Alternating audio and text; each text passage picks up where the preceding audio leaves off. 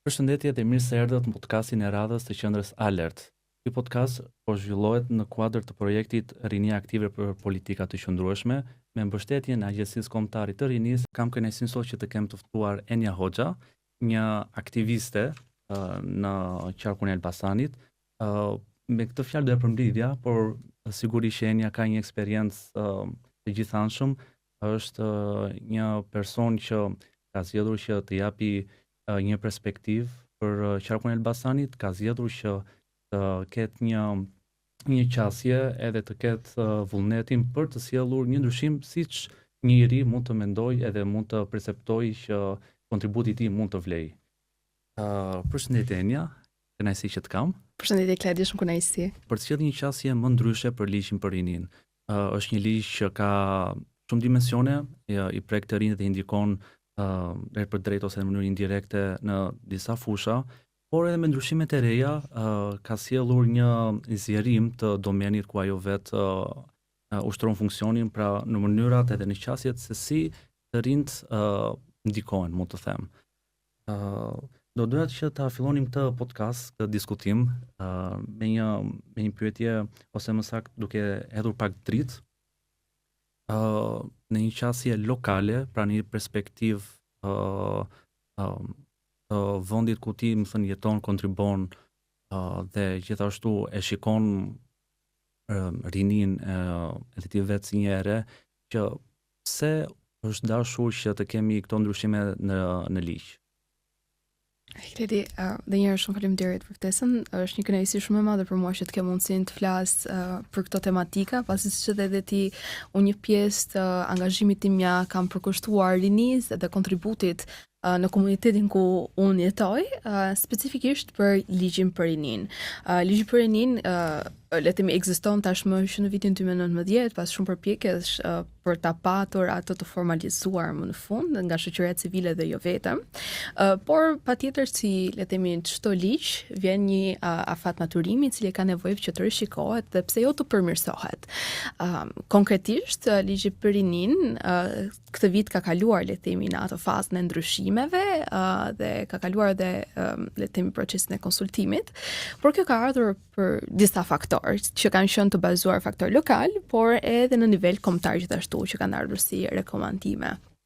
Një nga faktorët kryesor që nga ku nis edhe shumica e ndryshimeve të ligjeve në fakt janë plotësimi i boshllëqeve që ndoshta kanë qenë në momentin e hartimit. Por duhet kemi parasysh që këto boshllëqe disa herë vijnë nga ndryshimet e vazhdueshme që mund të ndodhin në shoqërinë tonë. Shqipëria gjatë viteve të fundit ka kaluar disa ndryshime shumë të mëdha shoqërore dhe demografike. Qoftë kur flasim për migracionin e brendshëm, pra zhvendosjen e ndoshta të rinisë nga rrethet ose nga qytetet ku ata kanë qenë le të themi të fokusuar drejt monopolit, që në këtë rast do të jetë Tirana, por gjithashtu edhe emigracioni që ndoshta është një plagë pak më e madhe, por që sidoqoftë ka arritur ta formstoj realitetin tonë dhe patjetër ka qenë e nevojshme që të ketë një kundërpërgjigje le të themi gjithë këtyre ndodhive, por nuk duhet harrojmë edhe një nga elementet më të rëndësishëm, procesin e integrimit në Bashkimin Evropian, që është një proces që ka marrë shumë bujë, pasi le të themi shumë gjithë përfshirës, po ecën me ritme shumë të shpejta dhe patjetër është e pamundur të lësh rinin jashtë një procesi të tillë dhe të presësh që nuk do të ndikohet le të themi nga këto ndryshime të mëdha. Andaj është parë nevojshme që të ketë një parafrim të legjislacionit shqiptar me anë të Bashkimit Evropian, ku rinia patjetër do të afektohet. Por këto janë ndryshime të cilat reflektohen si në nivel lokal, siç e thash në fillim, por edhe në nivel kombëtar, që është diçka shumë pozitive. Është me vërtet janë elemente që jam me fjalë të mëdha, më thon duken si diçka që një person i thjesht njëri i vetëm mendojnë që okay, po kemi këto ndryshime, kemi këto ligje të reja ose ndryshime në ligje, por mua si do më afektoj, si do lidhet kjo me jetën time dhe me të ardhmen time. Por në Elbasan këto ndryshime si janë reflektuar, a janë ndier, ka ardhur akoma fryti i këtyre ndryshimeve, si është një qasje në perspektivë nga një e re? Në fakt, me thënë të drejtën, që në ligjin e parë janë të vënë disa ndryshime, sidomos me ngritjen e strukturave të këshillave rinore vendore, që tashmë i kemi në të 61 bashkitë, por sidomos në Bashkinë e Elbasanit, kjo strukturë ka qenë e fuqizuar në fakt që para ligjit, por ligji e ka ndihmuar që të formalizohet akoma më tepër si strukturë edhe ndoshta të marrë pak më tepër bujë, që të rinjt të jenë akoma më aktiv brenda bashkisë në vendimarrje, por ndoshta edhe të mësojnë për disa të drejtat që ata i kanë, që ndoshta mungon le të themi në edukimin ose në arsimimin e tyre të përditshëm në pjesën e edukimit formal. Diçka e re që do sjellë ligji, e cila do reflektohet dhe në realitetin ton, qoftë në Bashkinë e Elbasanit, por edhe në bashki të tjera, është njohja e punonjësit rinor si një profesion i veçantë, po jo vetëm njohja e profesionit, pra atyre personave të cilët punojnë në organizata shoqërie civile ose punojnë me të rinj, pra të dedikuar ndaj punës me të rinj, mund të jetë brenda institucioneve shtetërore ose jo, por edhe le të themi trajnimi dhe certifikimi i tyre, pra si një profesion normal që tashmë nuk ishte diçka që ekzistonte, kishim le të themi profesionistë të cilët merreshin me të rinj, por tani le të themi është e përkufizuar nëpërmjet ligjit, që kjo reflektohet patjetër në disa vende ekstra pune dhe njohja e mundit të disa personave që gjatë kishin shumë kohë që angazhoheshin le të themi në këtë profil. Diçka tjetër pozitive që si ligji është targetimi i të rinjve net, edhe me të rinjt net ajo që nuk kuptojnë ne janë të rinj të cilët nuk janë të angazhuar në arsimim, trajnime ose që nuk janë të punësuar, nuk është se specifikohet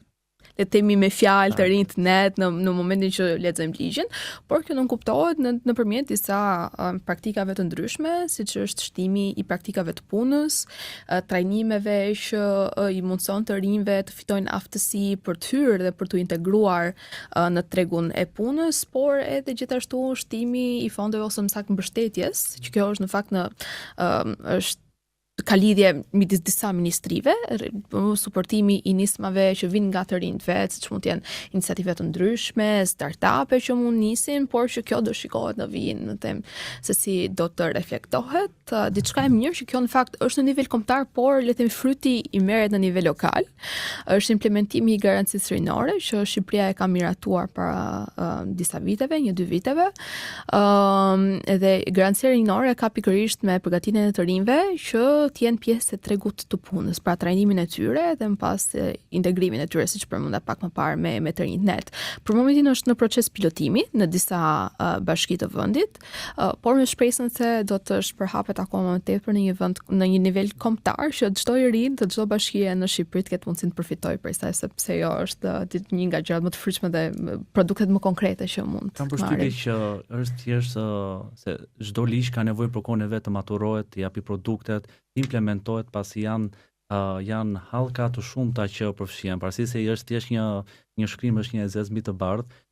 procesi në vetvete që ato fjalë të bëhen realitet është vërtet që kërkon financim, kërkon hapësirë nevojshme, kërkon mbështetje nevojshme, por gjithashtu kërkon dhe të rinjt, sepse në fund target për të gjitha këto ndryshime janë për qëllimin që të rinjt të gjenë hapësirën e tyre në shoqërinë, në lokalitetin ku ata ndodhen. Mos të kenë qasje ose mos të mendojnë që të ketë që mundësia për të ardhmen e tyre që ndron jashtë Shqipërisë, por të kemi një hap të parë që unë e kam këtë mundësinë për sipërmarrje, për një biznes ose për të angazhuar edhe në këto hapësirat që ligji do krijojë tani. Është gjithmonë ideja që do kemi vetëm inpute, do kemi vetëm fryte pozitive, do kemi një ndryshim të realitetit për mirë, por gjithmonë për fat keq ose për fat mirë, çdo ndryshim vjen ose edhe çdo ligj vjen me anët e saj sfiduese, vjen me sfidat ose problematikat që ndonjëherë janë dhe të pamundura që të parashikohen në momentin e zhvillimit të këtij ligji. Në Elbasan, mendojnë që ka ligji dhe ndryshimet në ligj janë përputhur me nevojat që kanë të rinjt dhe të rejat aty? Në fillimisht do të thojë që ndryshimet në ligj janë reflektim le të themi kërkesave që kanë ardhur deri më tani me shumë ngulm, qoftë nga të rinj, qoftë edhe nga grupet jo formale ose disa struktura që janë pak më formale, siç mund të jenë organizatat e shoqërisë civile, po patjetër gjen një farë realiteti, le të themi kudo në ligj që le të themi përpiqet që të reflektohet sa më tepër. Për sa i përket reflektimeve konkrete, i përmend gjatë pjesa e le të themi formalizimit të figurës punonjës si trajnor, edhe shtimi trajnimeve dhe praktikave, po patjetër siç e përmendë edhe ti, siç kemi këto benefitet që na vijnë ligji, vijnë edhe sfidat me to. Qoftë me ligjin e mëparshëm, por do shihet edhe tani se si do të implementohet edhe ligji i ri, në fakt vetë pretor edhe buxheti i ri për vitin 2026 që ta shikojmë të plotë se si do të implementohet. Është një element që në fakt na prek të gjithëve ne. Si më pak si më shumë, por shumë i rëndësishëm, të cilat janë fondet edhe buxheti në fund të ditës. Për rinin, ose më saktë për këshillat rinor vendor, strukturën që unë e përmendë pak më parë, për çka se është shumë aktive dhe është një le të themi trup këshillimor ndaj kryetarit të bashkisë, për çka se janë aktive, nuk është se kanë patur një fond të dedikuar ndaj tyre për zhvillimin e aktiviteteve të tyre, që ka qenë gjithmonë le të themi një problematik që i ka penguar, le të themi të jenë aq aktiv sa ata do të mund të dëshironin ose elemente të tjera si këto. Patjetër ka mundësi që le të themi të gjenden financime ndoshta të jashtme ose të gjenden mundësi që brenda drejtorive të ndryshme ose buxheteve të ndryshme që kanë të bëjnë me rinin ose e prekin rinin, të gjejnë një mënyrë se si të jenë pak më fleksibël, por patjetër me shpresën se me buxhetin e ardhshëm dhe të 2026 të ketë një rritje të fondeve, pa çka se kjo mbetet për të parë edhe në një nivel lokal se cila bashki vendos që ta implementoj dhe ta menaxhoj gjithashtu. Përveç kësaj, ndoshta një sfidë tjetër që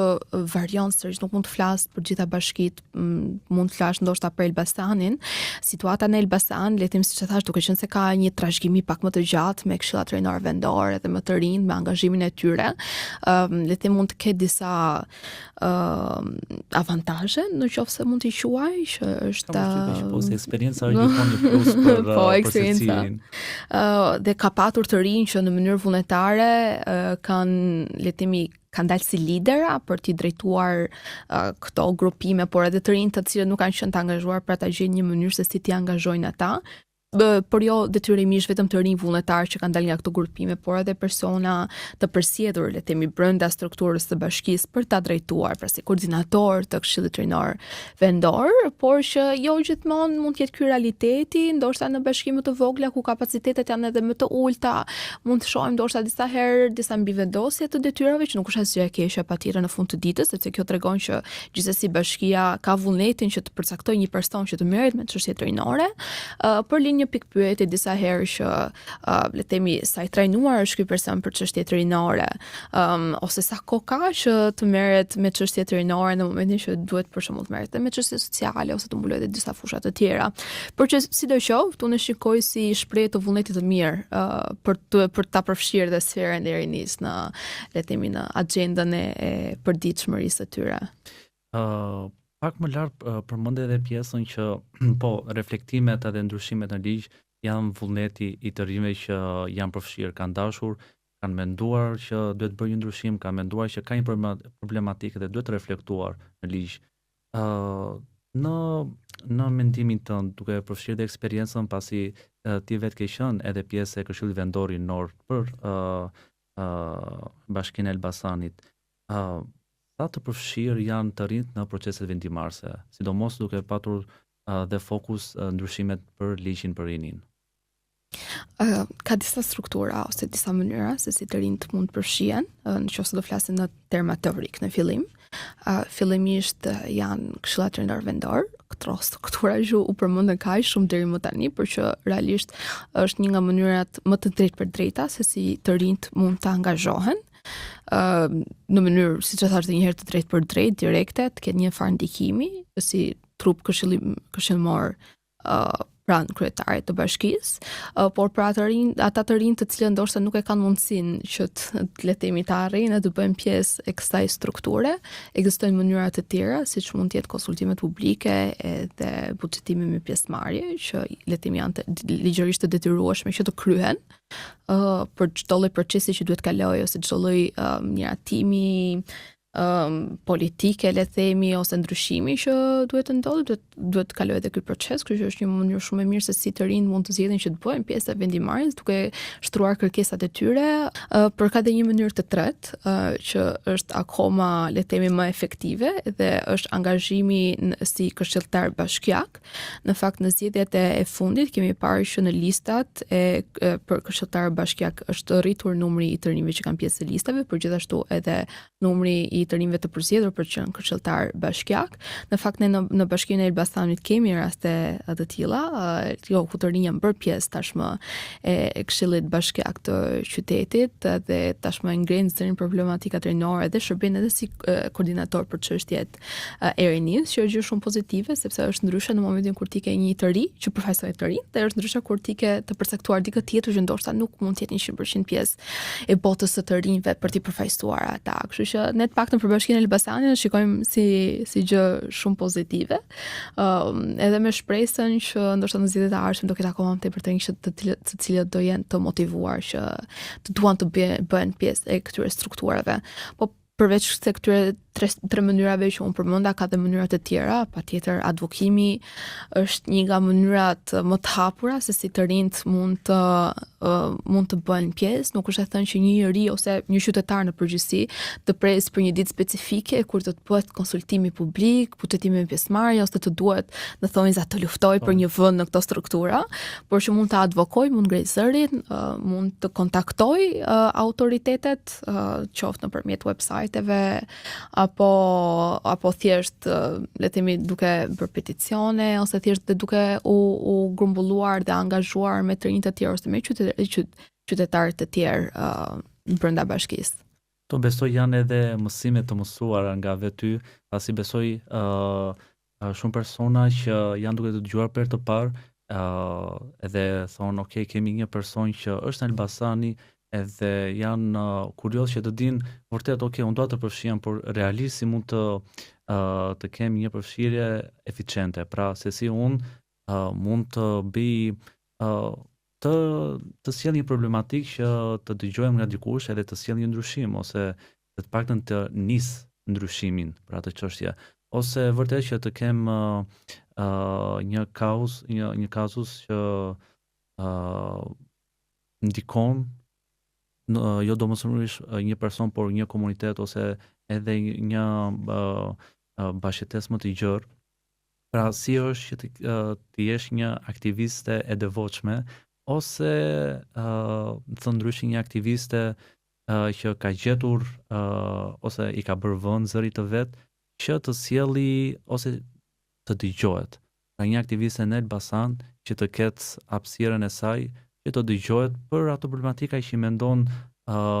më aktuale, me prioritet që duhet të kenë një ndërhyrje. Kjo është më shumë edhe për dëgjuesit që të kenë një nxitje ose ndoshta të kenë një ide nga mund të fillojnë. Në fakt do jap dy përgjigje për këtë, përgjigje e shkurtër dhe përgjigje gjatë. Përgjigje e shkurtër do ishte në çdo jetë do zgjidha të njëjtën rrugë. Nuk e di, për mua është e tillë eksperjenca ime si ka qenë, dhe përgjigje e gjatë për ta elaboruar do të ishte le të themi këto punë disa herë vinë edhe me zell, edhe me ambicie, edhe me dëshirë. Dhe fatmirësisht për mua kjo gjë është le të themi mbjell ose le të themi kultivuar që në një moshë shumë të vogël për të kontribuar në komunitetin ku unë jetoj nëpërmjet edukimit me advokim që unë kam marrë që në moshë shumë të vogël.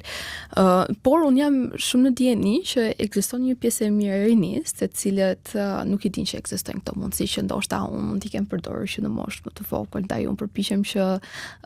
t'i bëj vend sa më tepër të rinjve të rinj. Është është një ndjesi shumë pozitive dhe shumë përmbushse, që jo vetëm të mundesh të përdorësh zërin tënd, edhe ndoshta disa herë të merres edhe si shembull, se patjetër kur nuk do i pëlqente kjo gjë, por të shohësh ndoshta disa herë frytet e punës tënde, e atij advokimit tënd, atij zërit që përpiqesh që të ngresh tërkohën, është një nga ndjesitë më të mira, siç e thash edhe më parë. Por diçka që është akoma dhe më e mirë është kur shikon të rinj të tjerë, të cilët vazhdojnë këtë punë,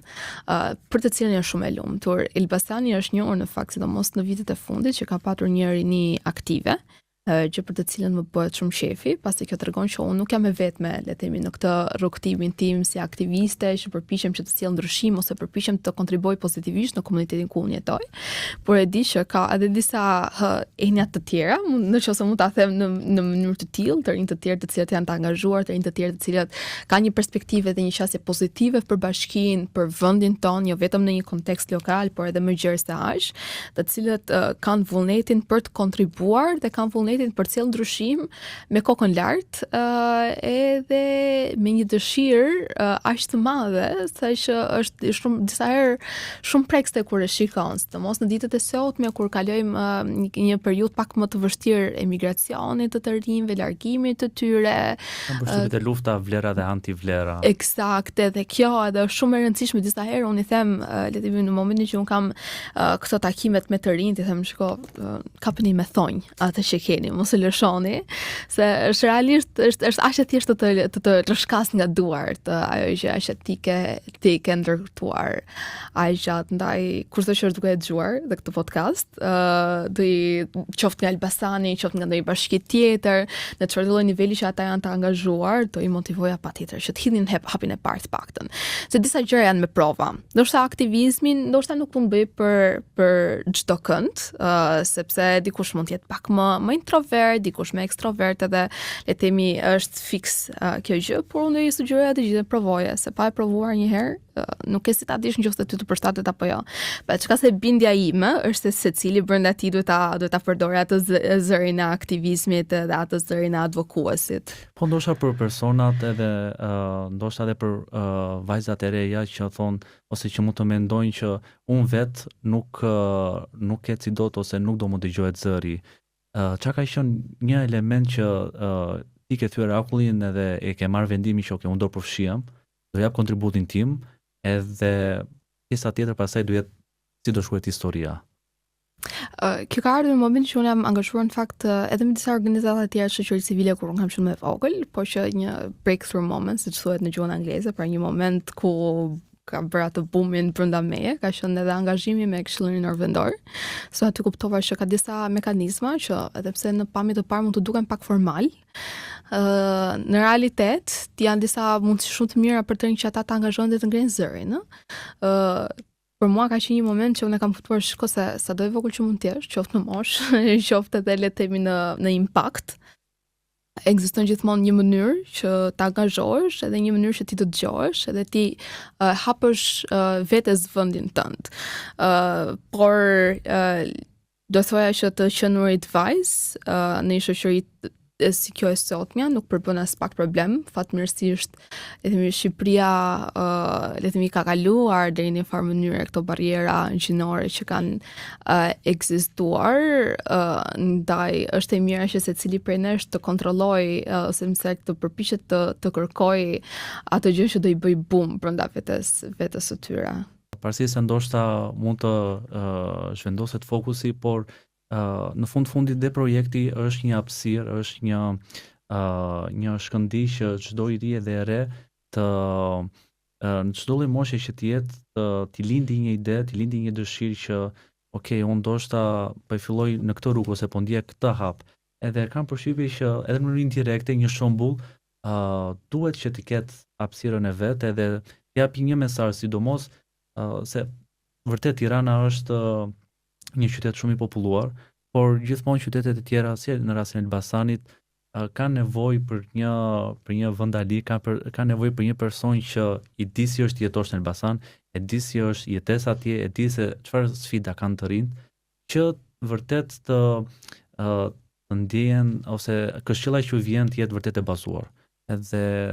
Mendoj që kjo ishte një hapësirë që duhet të përfshihej. Duke u rikthyer përsëri tek ligji, pasi siç thamë që në fillim,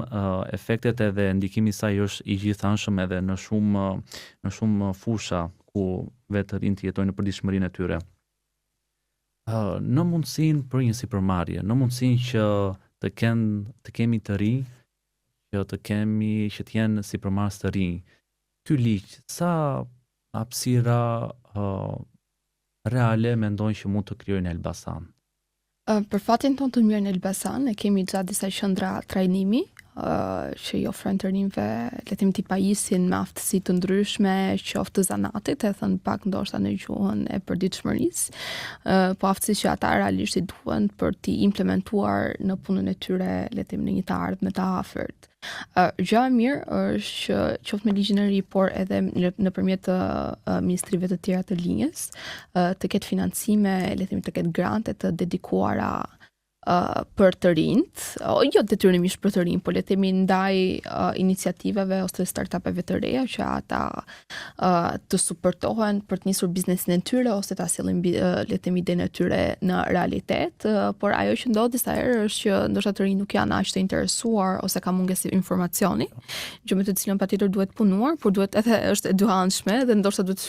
të shfaqet pak më tepër interes nga ata të cilët janë përfituesit nga këto lloj grantesh, sepse mundësitë ekzistojnë, jo vetëm le të themi mundësi që janë nga buxheti i shtetit, pra që na ofrohen nëpërmjet politikave dhe ligjeve të ndryshme, por ka gjithmonë edhe grante të tjera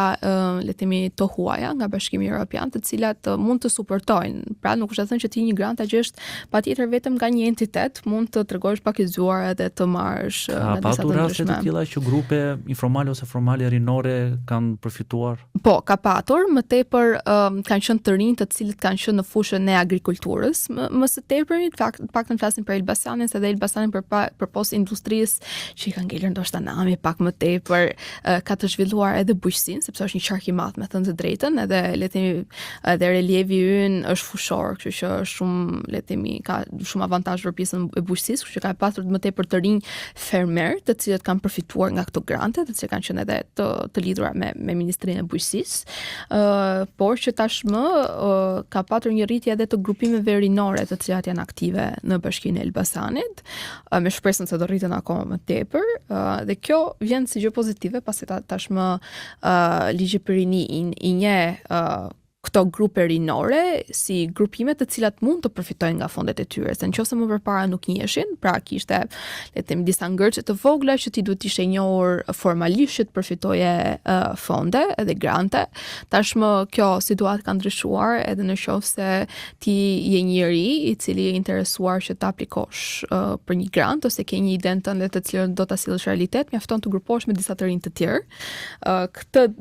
idenë ta shkruani në një letër koncepti, që patjetër ta keni të strukturuar dhe të shpjeguar sa më mirë, thjesht shkoni dhe ta aplikoni për këto grante. Kjo konkretisht ndoshta edhe për një informacion më specifik, mund të referoheni edhe faqes website-it, por edhe faqes të Instagramit, që nëse tani me teknologjinë jemi pak më të zhërvjellët, të Agjencia Kombëtare e Rinisë gjithashtu, për të qenë më të përditësuar për këto mundësitë e granteve dhe financimeve, po pse jo edhe për aktivitete dhe projekte të ndryshme. Si mendon, thonë nëse ti do aplikosh, cilën fushë, cilën temë mendon që duhet të trajtuar e para në Elbasan? Ka disa tema prioritare që kanë shumë vite që bëjmë buj, le të themi në Elbasan. E para kuptohet që ka të bëjë me çështjet e pastërtisë, le të themi, dhe çështjet e gjelbërta, duke qenë se Elbasani për shkak të industrisë që unë përmenda pak më parë e ka pak një tematik më të brisht, por patjetër nuk mbeten pas temat sociale në qytetin e Elbasanit. Unë mbaj mend që me Këshillin Rinor Vendor ne kemi bërë shumë aktivitete në shtëpinë të moshuarve për t'i suportuar ata, për jo vetëm, por edhe duke targetuar le të themi familje të nevojë, gjithashtu duke bashkëpunuar me disa entitete të ndryshme viktimat e dhunës, gjithashtu ndaj mendoj që ka një nevojë që dhe të rinjt e tjerë tashmë që ju ofrojnë këto mundësi për të aplikuar për grante dhe për të sjellë jetë idetë të tyre, të kenë këtë fokusin social, sepse në fundit është komuniteti që le të themi ndikohet në mënyrë të drejtë për drejtë. Pra krijohet një val ose një eko e tillë ku nis nga diçka e vogël, mund të jetë një projekt në lidhje me suportin e vajzave dhe grave të cilat janë të prekura nga dhuna në familje dhe kthehet në një lëvizje akoma më të madhe e cila përfshin akoma më tepër qytetarë dhe të rinj në Bashkinë e Elbasanit dhe kjo është gjë e bukur e të rinjve që angazhohen, se ka gjithmonë më tepër që duan të bëhen pjesë. Dhe çështja ose pyetja fundi që unë do e bëj çdo të ftuari, ose do kisha mundësi që ti të ndryshoje ose të shtoje diçka në ligj. Çfarë mendon se do ishte? Kjo është një nga pyetjet e mia të preferuara, me të drejtën, dhe të falenderoj. Në fakt janë disa gjëra, por që janë më tepër si shtesa të asaj me të cilën çka po punohet aktualisht. E para do të ishte për garancinë rinore, e cila tashmë është duke u pilotuar në disa bashki të vendit, por unë do doja ndoshta ta shija të implementuar tashmë në rang kombëtar që çdo bashki të jetë përfshirë, por patjetër ka nevojë për kohën e saj për të pilotuar dhe më pas për të implementuar, kështu që kuptohet le të themi vonesa e saj. E dyta do ishte e mirë që të implementohet youth test, çfarë youth test ose testi rinor, është një koncept i përdorur në Bashkimin Evropian ose një mekanizëm për të monitoruar dhe për të vlerësuar se sa eficient ka qenë një ligj, konkretisht për politikat e ligjet që kanë të bëjnë me çështjet rinore, kështu do ishte diçka e mirë, ose më saktë ndoshta një mësim nga mënyra se si është vlerësuar ligji i kaluar le të themi ose versioni i parë i ligjit për rinin, dhe patjetër të kishte më tepër fonde të specifikuara ose të dedikuara të rinë në nivel lokal, sepse pa fonde, patjetër kuptohet edhe aktivitetet ose eventet, trajnimet ose çdo gjë tjetër që ka të bëjë me të aktivizuarit, janë të lidhura me financat, pak a shumë na pëlqen, aty janë të pandashme, aty duhet të rrotullohemi, që do ishte diçka për ta patur në mendje ndoshta pjesën e buxheteve të dedikuara. Është gjithmonë një element që për të patur frytet më të mira të mundshme, për të patur perspektivat më rich, më të përshtatshme për lokalitetin ku ndodhen të rinjt, mendoj që janë elemente që janë të pandashme. Duke ardhur në përfundim të këtij podcasti, kam patur kënaqësi që të kem Enja Hoxha, një aktiviste nga Elbasani. Kemi diskutuar për ligjin për rinin me një fokus lokal, cilat janë efektet, cilat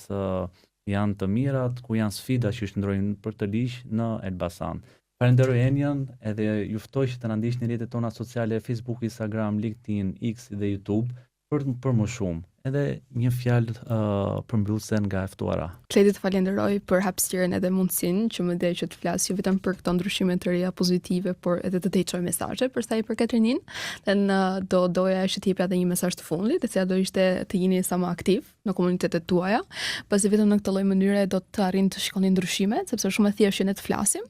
dhe të ankohemi edhe të kemi shumë kërkesa, po pa u hedhur vetë në veprim, është pak e vështirë që të shikojmë ndryshimet. Ndaj pa qenë aktiv, vështirë që të arrihet që, kështu që sa më aktiv, me zërin sa më të lartë edhe pa drojë dhe pa frikë.